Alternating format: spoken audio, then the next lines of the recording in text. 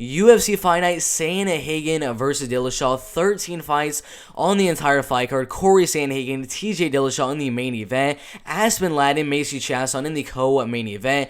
Kyler Phillips, who's just an absolute beast, and Raulian Paiva in a bantamweight fight right there. Darren Elkins and Derek Minner in a featherweight fight. Macy Barber, Marana Maverick in a flyweight fight. Mickey Gall and Jordan Williams in a welterweight fight. Punahil Soriano, beast, and Brendan Allen in a middleweight fight. Shamil Abdurrahimov finally coming back against Chris Dawkins in a heavyweight fight. Ian Heinisch and Nazardine Imavov in a middleweight fight. Adrian Mini Masvidal Yanez versus Randy Costa in a bantamweight fight. Lots of bantamweight fights on here. Julio Arce and Andre Ewell in another bantamweight fight. Sijara Eubanks and Elise Reed. Still not too sure if that's going to be a bantamweight or flyweight fight because it says bantamweight, but it also says 125 pounds, so I really don't know what's going to happen right there. Diana Belbita and Hannah Goldie in a women's strawweight fight. Before I get into my predictions, Adrian Yanez, Shamil Abdurrahimov, and Punahil Soriano, no idea why they're on the prelims to Mickey Gall. Macy Barber, Darren Elkins. They should definitely be on the main card instead of these three fighters right there. No idea why the UFC changed that, but I really don't know. But that's interesting that the UFC did do that to such a really good fights like Shamil, Punahil, and Adrian Yanez. Those are really solid fights on the prelims, but either way, they put him on the prelims, so I guess we'll get to see him earlier, which I guess is a little bit better, but still, yeah, we'll see what happens right there. So let's get into the first fight on the fight card right here in the strawweight division. Diana Belbita and Hannah Goldie in the women's strawweight division. I'm going to be quite honest with you right now. I think Hannah Goldie and Diana Belbita should probably be cut from the UFC. I don't like either fighter, to be honest. Diana Belbita got 2 losses in the UFC with 0 wins, got dominated by Molly McCann, got taken down 5 straight times, dominated with the ground and pound in the wrestling and grappling. With Liana Jojua, got submitted in the very first round. Didn't look good in either fights right there. It didn't look good in the grappling or wrestling. We didn't really get to see much of the striking that she's more known for. She is mainly a kickboxer with a little bit of grappling and wrestling, which did not look to show in that fight right there. But she's fighting Hannah Goldie, who is mainly going to be a boxer, but she's really small for the strawweight division right here, especially if you look at Diana Belbita, who is going to have a 7.5-inch reach advantage and then a 3-inch height advantage right there. So we already know exactly what both fighters want to do. That Hannah Goldie, I know what she's supposed to do, but I don't know what she's gonna want to do, because we watched the last fight with Miranda Granger 2 years ago, who was roughly the same height and reach as Diana Belbita. In that fight with Miranda Granger, she was fighting on the back foot and looking for counters. Not a good idea. Hannah Goldie should not be looking for counters with the reach that she does have.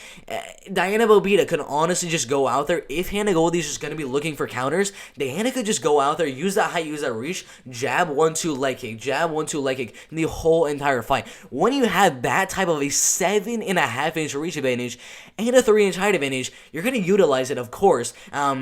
And especially if your opponent's looking to counter, I mean, it's so easy. You just keep on popping that jab in and out, over and over again. And even if Hannah Goldie comes forward on you, you can keep on jabbing and just use a lot of movement to get out of the power strikes that Hannah Goldie does possess. She's very powerful, very strong as well. Both fighters don't really have the best grappling and wrestling, so this fight's probably going to be staying on the feet. It's probably going to be a striking, kickboxing type of fight, but I really do not like either fighter. Hannah Goldie, her best chance of winning would be to just come forward and just let her hands go, throw as much combinations as possible, and try to get that knockout, because I think in the long run right here, with that height, with that reach, and with the last fight with Miranda Granger, it wasn't very impressive. Diana Belbita could do the exact same thing that Miranda Granger did in the last fight. I encourage all of you to look at the fight with Miranda Granger and Hannah Goldie.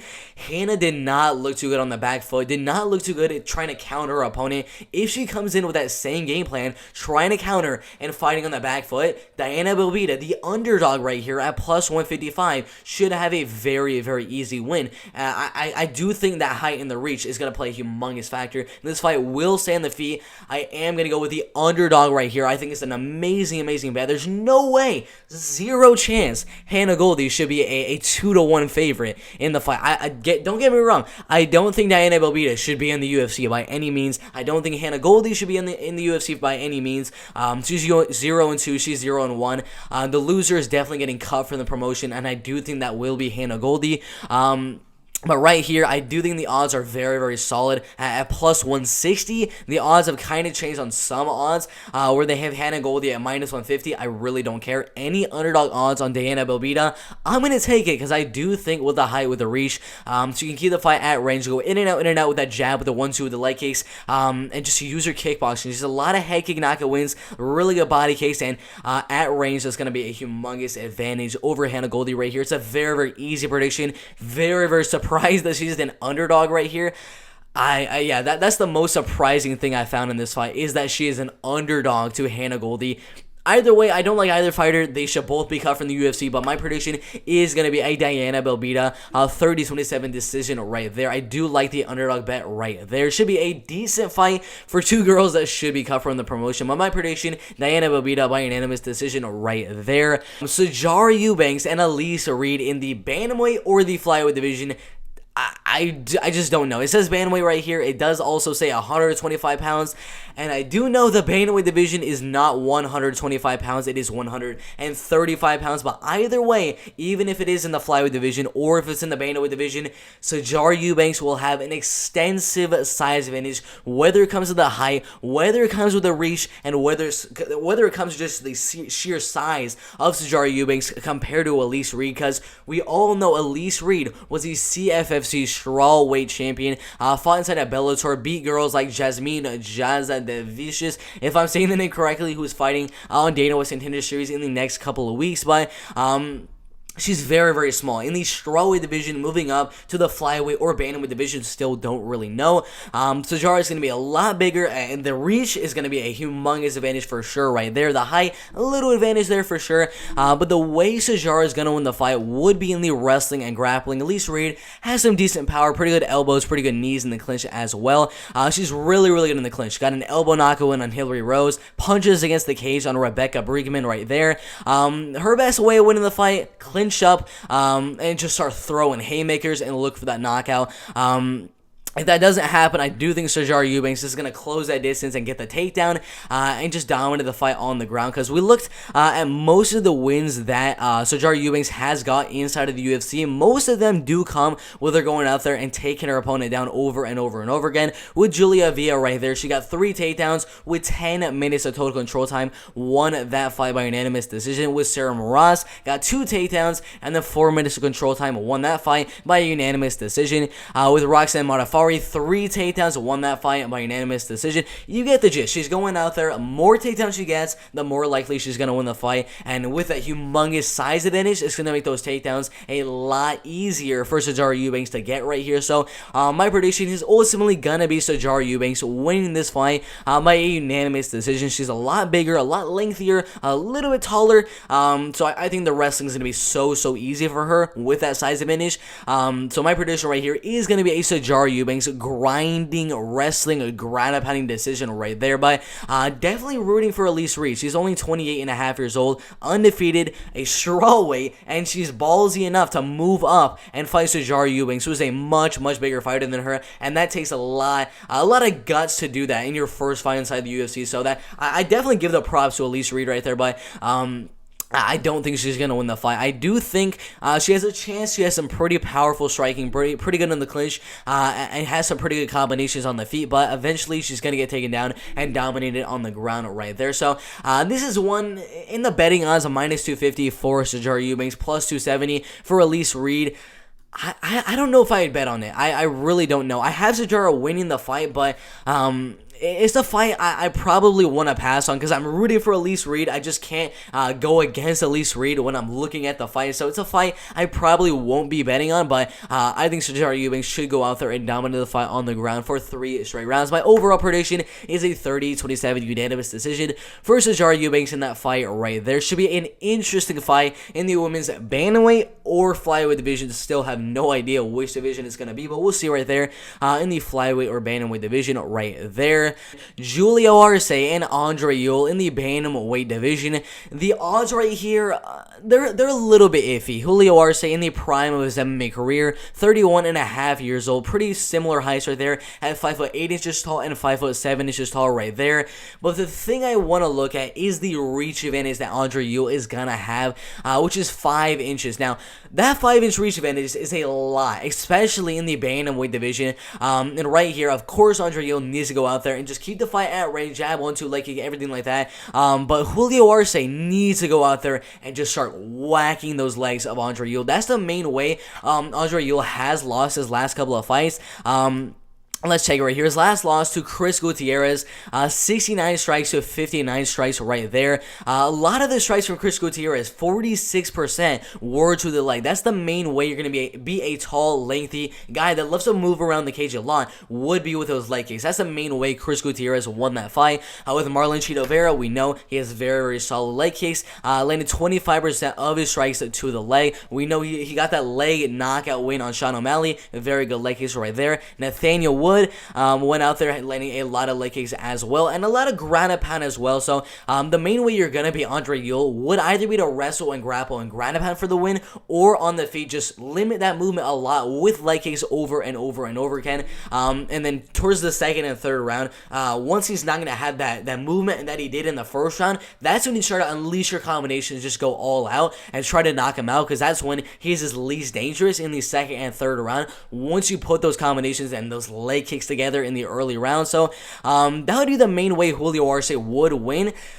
But the reason I think this is a lot much of a closer fight than people think is Julio Arce does not really go for leg kicks. I really don't know why. You see right here against Hakeem Dawodu, 0% to the leg. I mean, 0%. With Julian Erosa, 1% to the leg. That means he only landed 1 strike to the leg right there. With Shaman Moraes, let's check right here, 0% to the leg. I can go on and on. With Dan Ige, let's see. 1% to the leg, so he's not really landing many leg kicks, and that is the main way that you're gonna beat a guy like Andre Ewell, who is a little bit taller and more lengthy than most of the fighters in the bantamweight division. That'd be the main way to win.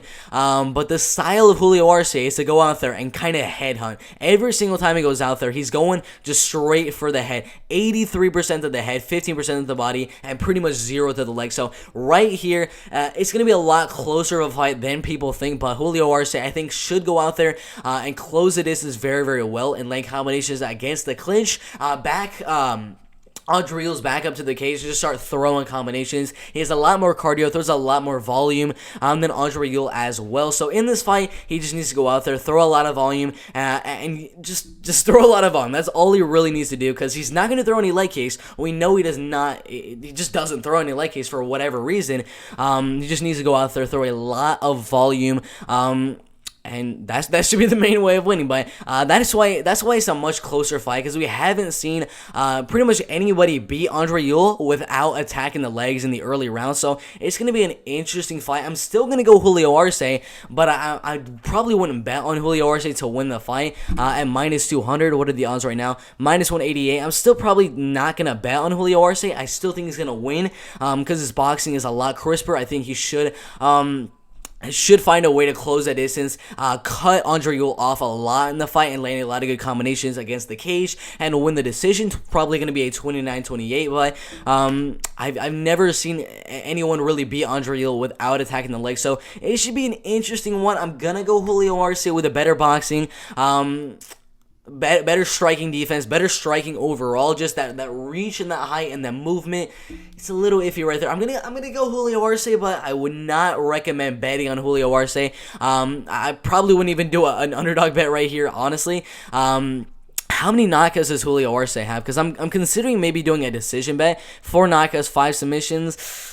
I don't know. Do they have any decision odds on Julio Arce yet? They don't have any decision odds, but if there are some plus money odds on Julio Arce by a decision, maybe plus 140, maybe I'll take a stab at that. But for right now, just on these straight odds of minus 188 and then plus 170, it's not very enticing, just because no one's really went out there and beat Andre Ewell without using leg kicks or without wrestling and grappling, which Julio Arce is not going to wrestle and grapple, and he's not going to use leg kicks. So We'll see what happens. I'm going to go Julio Arce, but should be an interesting fight in the bantamweight division right there.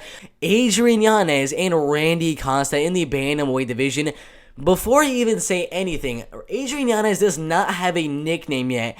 I really don't know why. His nickname should be Mini Jorge Masvidal. If you look at how he fights, his boxing is very, very similar to that of Jorge Masvidal, the BMF holder, beat Nate Diaz, fought Kamaru Usman twice, beat Darren Till, beat all these guys in the welterweight division. Adrian Yanez's boxing looks very, very similar to that. So if I would have to put a nickname on Adrian Yanez, it'd probably be Mini Masvidal or Bantamweight, something with Masvidal in it, because his striking really, really resembles that of Masvidal. He's only 27 and a half years old, a little bit smaller than Randy Costa, a little bit less in the reach department than Randy Costa as well. But a lot of power. I mean, his head kicks, his flying knees, his counter rights right there. I mean, his striking is amazing. I mean, out of his wins, 8 knockout wins, 2 submission wins, and 3 decision wins right there. Lots and lots of knockouts. Randy Costa, every single win is a knockout win. 6 wins and 1 loss. Let's see right here. 6 knockout wins, every single one in the very first round. 11 seconds, a minute 11 seconds, 42 seconds, 46 seconds, 41 seconds, and 2 minutes and 15 seconds. His only loss was the only fight that went past the first round. So we'll see what happens right here. But both guys have a lot of power in their hands and in their feet, with Randy Costa with 2 head kick knockout wins in the first round right there against Journey Newsome and then Kenny Lewis right there. So in this fight with Randy Costa and Adrian Yanez, Adrian needs to close the distance due to the height and reach disadvantage. Get the fight where Randy Costa's back is in the cage, because he's a lot more powerful in terms of boxing. He's a lot faster, throws a lot faster combinations as well. So he needs to back Randy Costa up against the cage and just start throwing combinations and trying to knock him out. Randy Costa needs to keep the fight at range and uses a little bit better kickboxing to leg kick, body kick, head kick, everything like that, and keep the fight at range.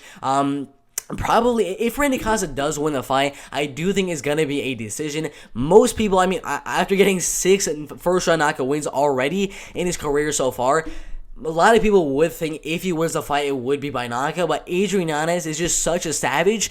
I don't think he's going to get put down by a knockout. So I think this fight, if Randy Costa wins, would probably be a 29-28 decision. Just him keeping the fight at range and just kickboxing with Adrian Yanez for 3 straight rounds. If Adrian Yanez were to win the fight, I think he'd just close the distance, get Randy to the back of the cage, and just start throwing combinations and trying to knock him out, and probably going to get the knockout. I mean, if Adrian Yanez wins the fight, I think it would be a knockout win right there. Pretty much everyone right here is saying either way, most likely we're going to see a knockout from Yanez or Costa right there. So my prediction is going to be Adrian Yanez by knockout. I love his pressure. I love his combination. I love his speed as well. He's a faster puncher, a more powerful puncher, not kicker. Randy Costa is a little bit more powerful in the body kicks, leg kicks, that type of game. But Adrian Yanez, once he closes that distance, his combinations are better, his speed is better, and his power is better with his punches as well. So I think Adrian Yanez is going to close that distance, get the fight to the back of the cage, and throw a lot of big combinations, eventually landing a big right hand and knocking Randy Costa out in the first or second round right there.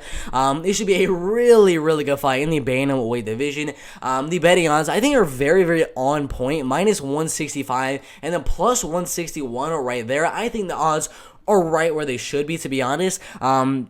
But it's an interesting fight. I think Adrian Yanez he is definitely a mini Jorge Masvidal with the way his boxing is. It's just so crisp, so fast, really good combinations as well. So I think we got a little bit of a rising star in the bantamweight division in the making right here in Adrian Yanez. But we'll see what happens in this bantamweight fight. Adrian Yanez and Randy Costa. My prediction: Adrian Yanez by first or second round knockout. Should be a really, really good fight in the bantamweight division right there. Ian Heinisch and Nasruddin Imavov in the middleweight division.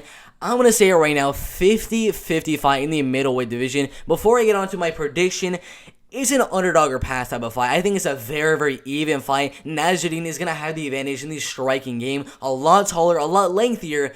But the thing that I'm very, very worried for Nasruddin Imavov would be the cardio. The last fight with Jordan Williams, his cardio, or his second to last fight with Jordan Williams, he threw a lot of volume in the fight, but his cardio kind of faded a little bit. Against Phil Hawes, his cardio kind of faded a little bit, so that cardio could be a little bit damaging a fighting guy like Ian Heinisch. If I were Ian, I'd go out there, throw a lot of strikes, a lot of volume, and try to make Nasruddin Imavov just go a little reckless. Nasruddin needs to go out there, play a very technical striking game, use that height, use that reach, stay at range, use that jab, use that 1-2, and just not throw that much volume. Keep it very, very even on the feet, and just end the round with a flurry of strikes. Not just trying to, just trying to end the round with a flurry of strikes, but not enough strikes to where you get really, really tired, because we know his cardio isn't really the best in this middleweight division. So it's going to be a very, very close fight. Ian Heinisch, I think, might have a little bit more power. The wrestling and grappling is very, very even, in my opinion. I do think this fight, for all 3 rounds, will stay on the feet. I don't think we're going to see a knockout. I don't think we're going to see a TKO or a submission.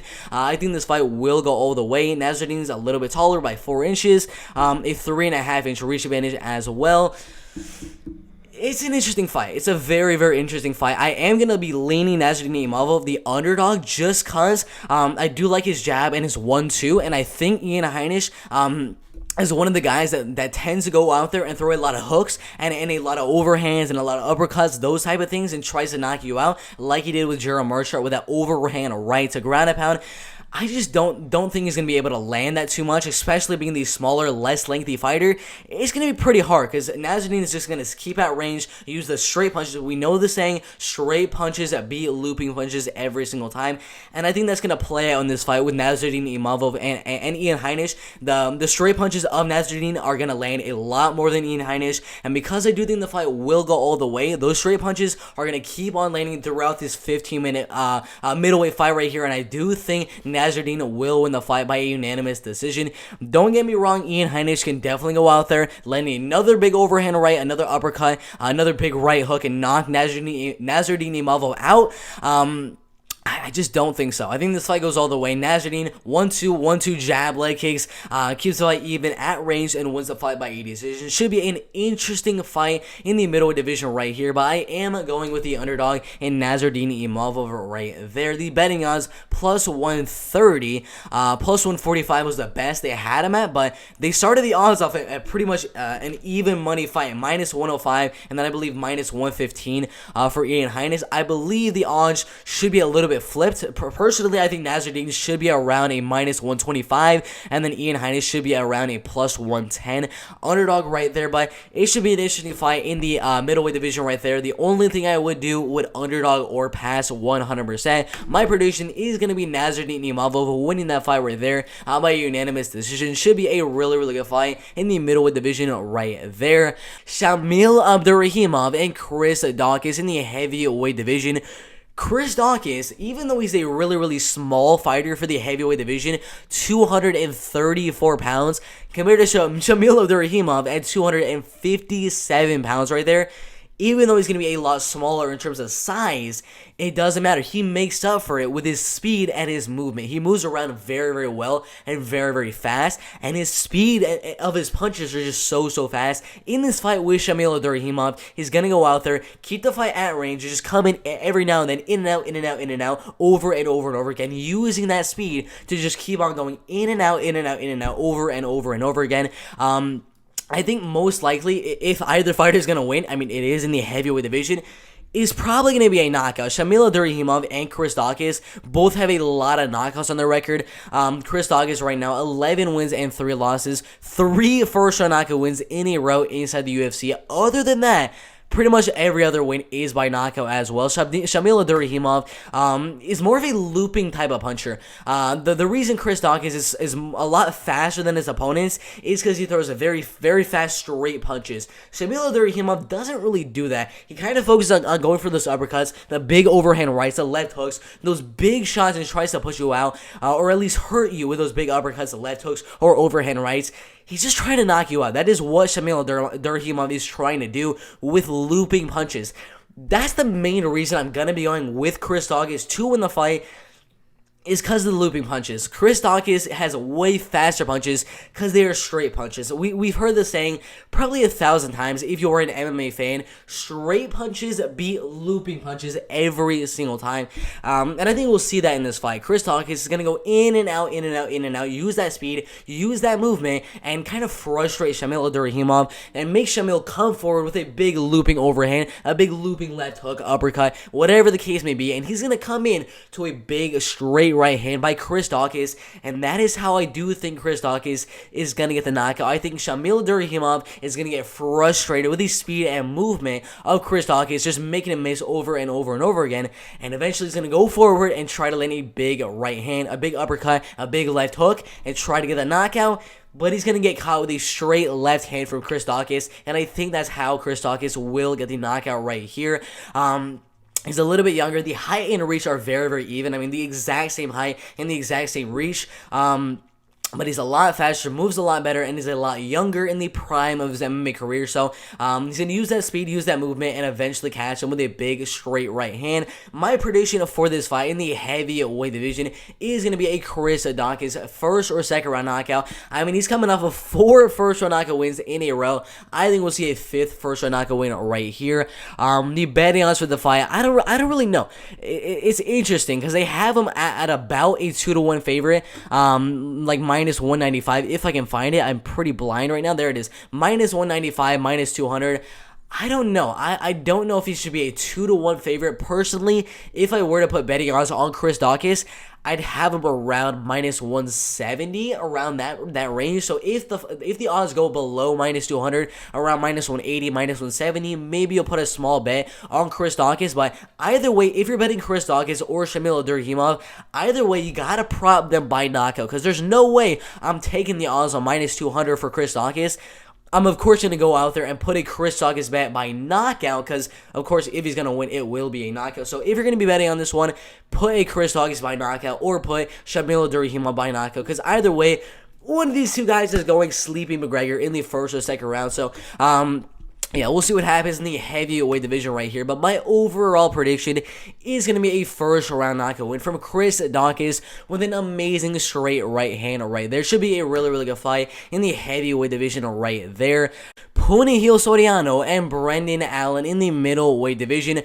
Completely opposite fighters right here. Punahil Soriano is looking to go out there, pressure you to the back of the cage, and just start throwing combinations and try to get that knockout in the first or second round.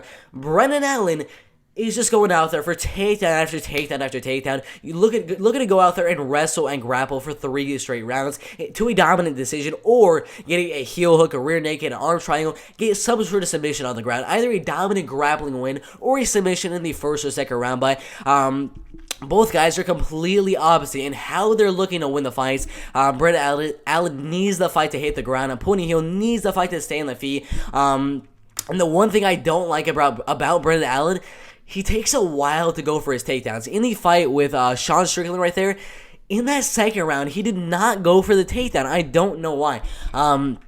I just really don't know why. Sean Strickland backed him up to the cage and knocked him out in that second round. He did not go for the takedown. He needs to go for the takedown if he wants to win the fight. If he does not go for the takedown, Punahil Soriano is going to knock him out, because Puna is a lot more powerful than Sean Strickland is, and he's going to knock you out. So Punahil just needs to back Brendan Allen to the back of the cage and just start throwing combinations and knock him out. Brendan Allen needs to keep to the back of the cage and go for a double leg takedown immediately in the first 20, 30 seconds, whatever the case may be. He needs to be going for takedowns. He needs to go out there and grind a decision or get a submission win in the first or second round. But I don't know.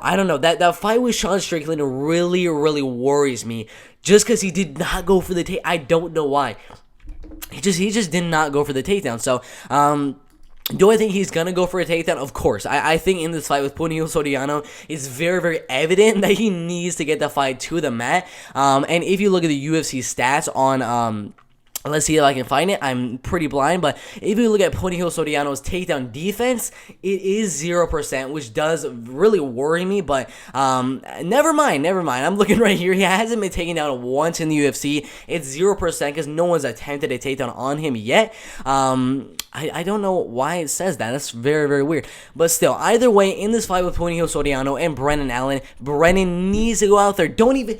Don't let 30 seconds pass by before you go for a takedown. If you don't go for a takedown, you're going to get knocked out. That's why this fight is a 50-50 fight on the odds right here. The betting odds are plus 100 for Brendan Allen and then minus 115 for Punahil Soriano right there. Very, very 50-50. Either way, if you're going to be betting on Punahil Soriano, you gotta put him in a prop bet by knockout. If you're betting on Brendan Allen, I'd probably just do a straight bet, like plus 100 right there. Because you never know if he's gonna win a dominant decision or if he's gonna get another heel hook or rear naked or something like that. So I really wouldn't recommend doing a prop bet on Brendan Allen right there. But it's a really interesting fight in the middleweight division. It's gonna come down to, does Brendan Allen go for the takedown soon enough before Punahil Soriano lands that combination and knocks him out in the first round? I don't know. It's an interesting fight. I'm going to go Punahil Soriano. His last fight with Dusko Todorovic, he got into the back of the cage and knocked him out in the very first round. Brendan Allen just got knocked out by Sean Strickland 2 fights ago, where he was back to the cage and got knocked out. So I think the exact same thing is going to happen right here. Puna is going to back Brendan Allen to the back of the cage, land a big combination, and knock Brendan Allen out in the first or second round right there. But there's always this chance Brendan Allen could get the fight down and wrestle and grapple and grind out another decision. But I don't know. That's why it's a 50-50 fight, because that definitely can happen. But still, I think Punahil Soriano, his power is just going to be way too much to handle. So my prediction is going to be Punahil Soriano by knockout in the first or second round right there. It should be a really, really good fight in the middleweight division right there. Mickey Gall and Jordan Williams in the welterweight division. Before I get on with this prediction right here, Mickey Gall's last 2 losses to Mike Perry and Diego Sanchez. How in the world are you losing to Diego Sanchez in 2019 and then Mike Perry? I mean, that is a horrible look for Mickey Gall right there. But we do know what Mickey Gall is going to look to do in the fight with 6 wins and 3 losses. 5 wins by rear and naked choke submission in the first or second round right there, and then 1 decision right there. We know he's going to want the fight to hit the ground and get another rear and naked choke submission. But 2 of those wins were against Mike Jackson and CM Punk, so not really the most notable wins against 0-0 and 0-0 guys right there, who both are absolute dog water. I mean, those 2 wins were against pretty much like Bellator guys. I mean, to be honest, Jordan Williams right here, 9 wins, 4 losses, has a lot more power than Mickey Gall, throws a lot more volume than Mickey Gall as well on the feet. Just overall a much better striker. 6.07 strikes landed every single minute to 2.55 strikes landed every single minute for Mickey Gall right there. Landed at 51% accuracy. Yeah, he did absorb a lot. That's just because his last 2 fights have been against really good fighters. Nasruddin Imavov in his last fight, that fight was an absolute war, an absolute banger. Both of those guys their cardio in that fight was out the window because they were just throwing in that fight. But the wrestling and grappling, Mickey Gall will have the advantage, but with the 88% takedown defense of Jordan Williams, he should probably be able to keep the fight on the feet. He's a little bit lengthier than Mickey Gall. He's more powerful than Mickey Gall. There's a lot more volume than Mickey Gall. He's just overall a better striker than Mickey Gall. Yeah, there's a possibility Mickey Gall could get the fight down, get another rear naked, or dominate the fight to a decision. I doubt it. If you're losing to Mike Perry, you can't get a takedown on Mike Perry, and then you get dominated by Diego Sanchez and get TKO'd. I'm sorry, man, Mickey Gall. You should probably get cut from the UFC, to be honest. No idea why you're on the main card right here. There's plenty of other fights that should probably be on the main card, like Punahil Soriano and Brendan Allen. But this fight right here, I think Mickey Gall is going to get TKO'd in the first or second round. Jordan Williams shows some decent power in his second to last fight with Gregory Rodriguez. Very nice knockout win in the first round right there. let's see, 7 knockout wins, 1 submission win, and 1 decision win. I think this one is going to be another knockout win. 45% saying knockout. I agree with those 45%. Jordan Williams is going to go out there landing a big left hook, big right hook. Don't even know how he's going to do it, but Jordan Williams is going to knock this man out in the first or second round. Easy win for Jordan Williams in the welterweight division right there. Macy Barber and Miranda Maverick in the flyweight division. Most of both fighters' wins are on the ground by either ground and pound TKO or by a submission. Macy Barber with 8 wins and 2 losses. Only 23 years old. She's still very, very young in her professional MMA career, but most of her wins, 5 ground and pound knockout wins, 2 submission wins, and then 1 decision win. But her last 2 fights, Alexa Grasso got pretty much owned in that fight on the feet. Roxanne Modafferi lost that fight. I don't really know what happened in that one. She kind of got injured, I believe, in the second or third round. Not too sure what happened right there, but this fight right here on the feet in the striking game is going to be very, very even. Macy Barber is a little bit taller, same reach right there, but the striking is going to be very, very even. The grappling and wrestling is going to be, it's going to decide who's going to win the fight. Whoever has the better wrestling, whoever has the better grappling is going to win, because the striking is going to be super, super even. But whoever can get the takedown, control the fight on the ground every now and then in the fight, will end up winning. And I do think that girl will be Miranda Maverick, the 13th best flyweight fighter in the world. Let's see right here. 6 submission wins, 1 knockout win by ground and pound knockout. I believe it was a doctor stoppage. Let's see right here. Against Liana Jojua, but they both have pretty similar statistics on the UFC stats website right here. Let's check right here. 2 takedowns per 15 minutes, 1.44 takedowns, 75% accuracy, 50% takedown defense. All the wrestling and grappling looks very, very even. The striking also looks very, very even. But Miranda Maverick, she is strong, man. You watch her last fight with Jillian Robertson, she just looked really, really strong. She's a lot stronger than Macy Barber, hits a lot harder with her ground and pound than Macy Barber, and I do think this fight could definitely be another ground and pound knockout win for Miranda Maverick. Or maybe a doctor stoppage like we saw against Liana Jojua, or maybe a submission. So in my opinion, either Miranda Maverick goes out there and ground and pounds the heck out of Macy Barber and gets yet another doctor stoppage win due to a cut on the eye of Macy Barber or something like that, or she gets another rear naked or something like that on Macy Barber. Either way, I think that we're gonna see a finish, to be honest. Macy Barber has not been finished in her professional MMA career, but Miranda Maverick, she's going to go out there vicious. She's so strong, so powerful with her ground and pound and really, really solid submission game. So I think she's going to go out there, takedown, over and over and over again. Ground and pound the heck out of Macy Barber. Maybe cut her up a little bit and then lock in a nice rear naked or an arm triangle or something like that. I think this will be a finish in the second or third round. Once Macy Barber gets a little bit tired from all the ground and pound and the onslaught of strikes from above from Miranda Maverick right there. But I think we're gonna see a finish. A lot of people right here are saying a decision, but I'm going to say Miranda Maverick inside the distance. I'm not too sure if it's going to be a knockout or if it's going to be a submission, but I'm going to go inside the distance for Miranda Maverick. And I'm assuming those odds are going to be very, very awesome odds, because the odds right now that the fight just straight up goes all the way. Let's see right here. The fight goes to decision, -175.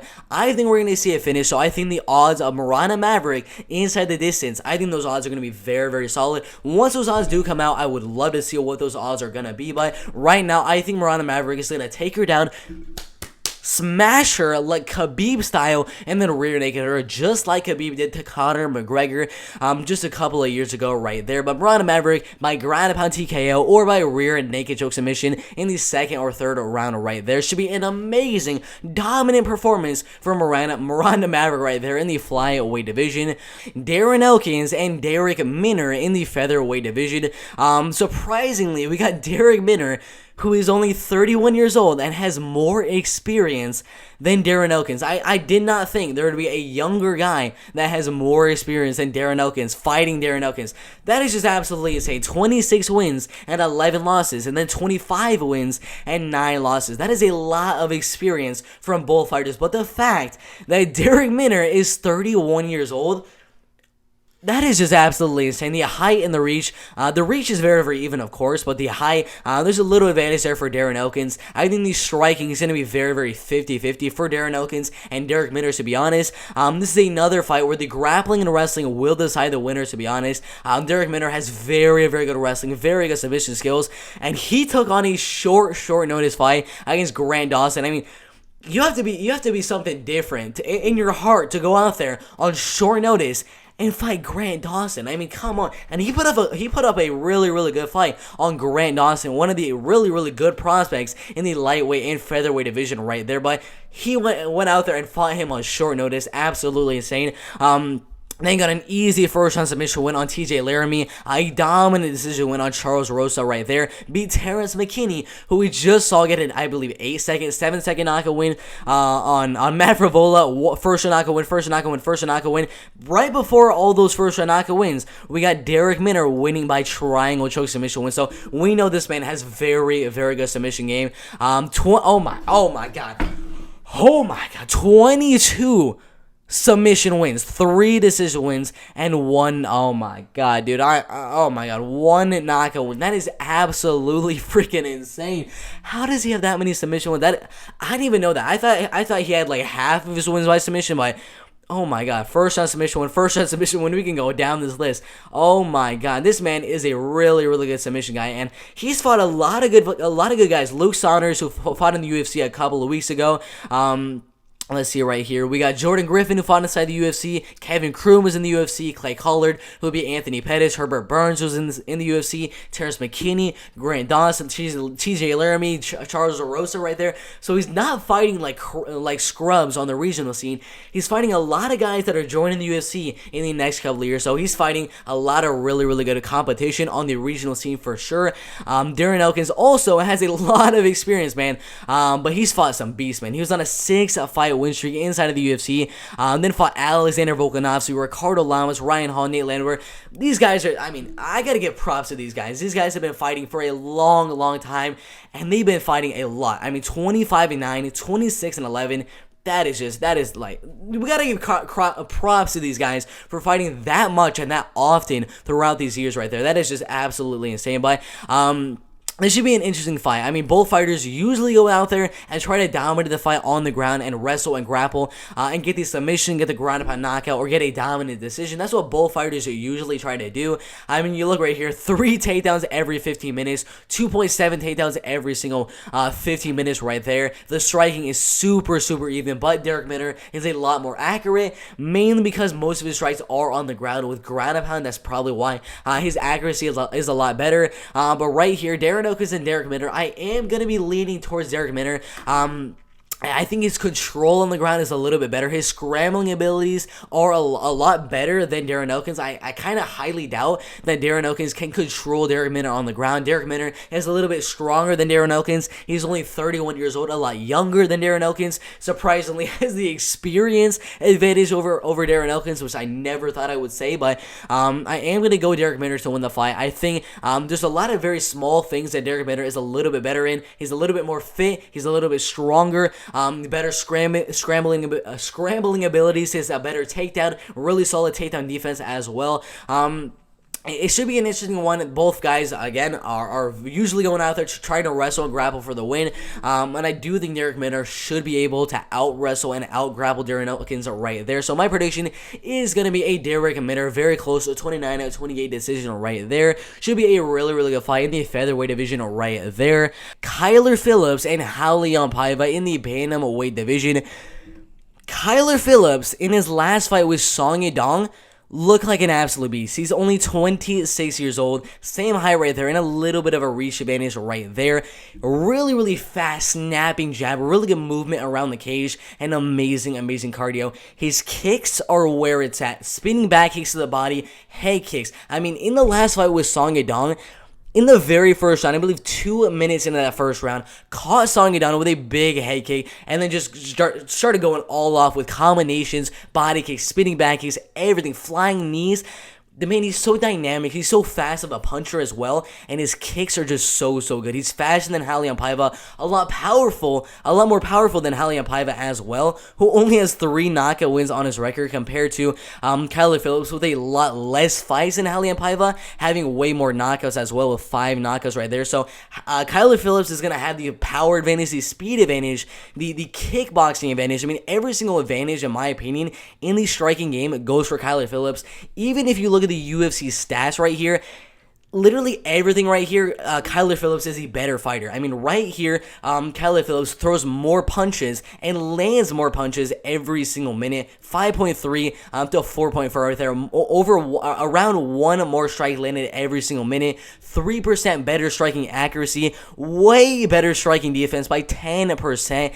Getting hit 2 strikes less per minute. So literally every single statistic, I don't even know what I'm saying, statistic in the striking game right there, Kyler Phillips is way better. Even in the wrestling and grappling, I didn't really think the wrestling and grappling would also be better than Raulian Paiva, but 2.88 takedowns per minute, 66% takedown accuracy, and 71% takedown defense. Even the wrestling and grappling of Kyler Phillips is better than Raulian Paiva. Do I think he's going to use that wrestling and grappling? I really don't, because I think he's going to have such an edge in the striking game with the speed advantage of that fast snapping jab, his movement around the cage, his spinning back, his body kicks, head kicks. All of those things are gonna eventually lead him to get the knockout in the first or second, or a dominant decision on the feet. So I don't think that we're going to see any really wrestling or grappling, but if there is some, I still think Kyler Phillips will have the advantage right there.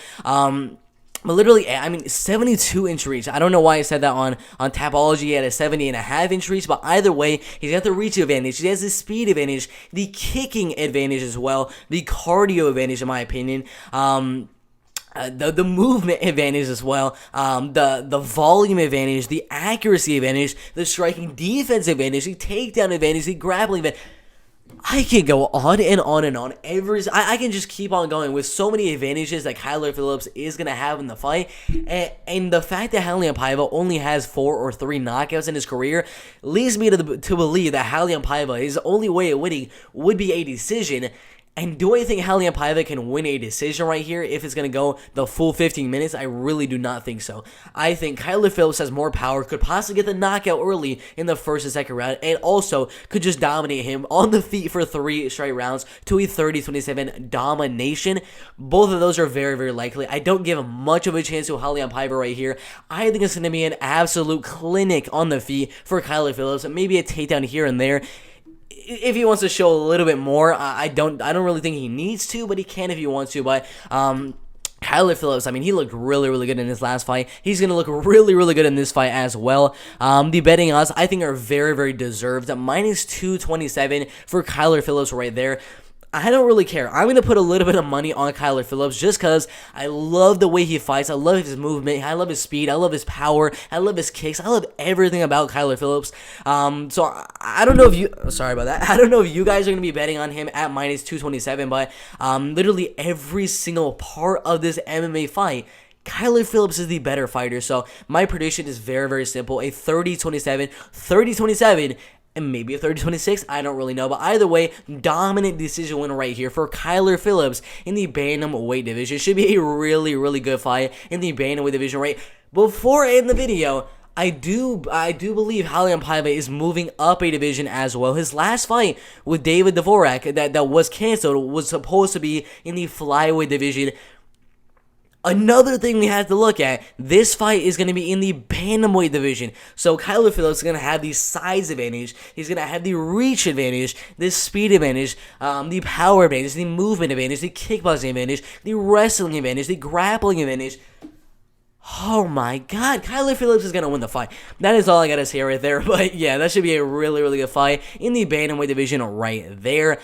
Aspen Ladd and Macy Chiasson in the bantamweight division. Macy Chiasson, the 11th best bantamweight in the world, 7 wins and 1 loss. Aspen Ladd, 9 wins and 1 loss, only to Jermaine Durandamy. It was a pretty bad loss, yes. I mean, you look at the fight, 16 seconds in the very first round, getting knocked out by the number 1 bantamweight contender. Yeah, it's the number 1 bantamweight contender, but still you got knocked out in 16 seconds. So, I don't know about the striking of Aspen Ladd, especially when you look at the height and reach of Macy Chiasson. It is just absolutely insane. She's in the prime of her MMA career, 5'11" tall, 72-inch reach, 6-inch reach advantage, and a 5-inch height advantage. Of course, Macy Chiasson, if she's gonna win the fight, keep the fight at range, jab, jab, jab, leg kick, jab, jab, jab, leg kick, jab, jab, jab, leg kick, a little bit of straight right hands as well, but that's just what Macy Chiasson needs to do. If you have that big of a height and reach advantage, that's what you're going to have to do. I mean, I think she is like probably the tallest fighter in the women's bantamweight division, if I'm not mistaken. I'm not too sure about that, though, but she's very tall, very, very lengthy. But Aspen Ladd, we all know exactly what she's going to try to do. 9 wins and 1 loss.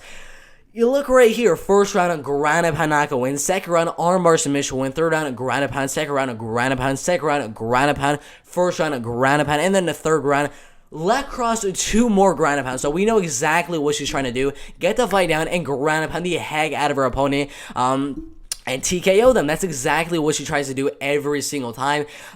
She's a lot smaller, a lot less in the reach department, so I don't think she's going to want to strike. I think she's going to want to close that distance. I've been saying this a lot in this main card prediction today, but get the fight to the back of the cage and then go for a single leg or double leg takedown and just dominate the fight on the ground right there. But 2.45 takedowns every single 15 minutes at 75% accuracy. Her wrestling is really, really good in my opinion. So I think Aspen Ladd is going to go out there, use that wrestling, use that grappling, and use that devastating ground and pound with 6 ground and pound knockout wins on her career so far. Absolutely insane. So I think the exact same thing is going to happen right here. Not a lot of people are saying Ladd by knockout, but in my opinion, I think we're going to see another ground and pound knockout win from Aspen Ladd in the fight right here. Should be a really, really good fight in the bantamweight division. Let's see if I can find it. The betting odds for the fight, I believe she's like a minus 160. Minus 165 favorite Aspen Ladd right there, and then plus 150 for Macy Chiasson.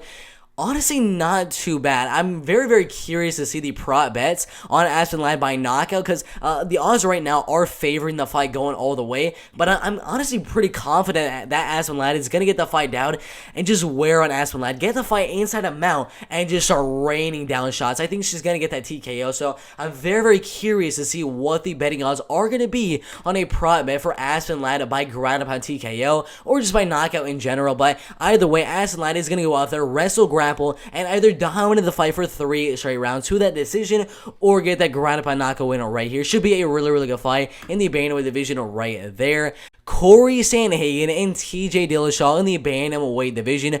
Before I even get into this prediction, TJ Dillashaw has been gone for 2.5 years. And he was doing EPO before then, so we don't know if that EPO is going to play an effect on him now, and we don't know if that ring rust, if you guys believe in ring rust or anything like that, but he's been gone for 2.5 years, so I don't know what TJ Dillashaw is going to come back and fight Corey Sandhagen right here, but TJ Dillashaw, he's a very, very good striker, pretty good wrestling as well. He's going to be a lot smaller in terms of height and in terms of reach right there for Corey Sandhagen, who is very, very tall and very, very lengthy for this bantamweight division. In the prime of his MMA career, TJ is 35.5 years old, kind of nearing the end of his pro MMA career right there as well. So Corey's going to have the age advantage, the height advantage, and the reach advantage right there. And his timing. The timing of Corey Sandhagen is what I want to talk about today. Because in the fight with Frankie Edgar, we watched that fight. It was only 45 seconds, I believe. Let's check right here. Yeah, never mind. It was way less than that. 28 seconds in the first round right there. He timed that flying knee so well. He just kept on going in and out, in and out, in and out. And eventually, he saw Frankie Edgar go for the takedown one time. And he knew, after just one takedown, he knew to time that flying knee on the next takedown of Frankie Edgar. It was such a flawless flying knee. Amazing, amazing timing and precision of Corey Sandhagen in only 28 seconds. 28 seconds, that was it for him to tie that flying knee and knock out Frankie Edgar devastatingly in the very first round. Against Marlon Rice, he timed that wheel kick amazingly.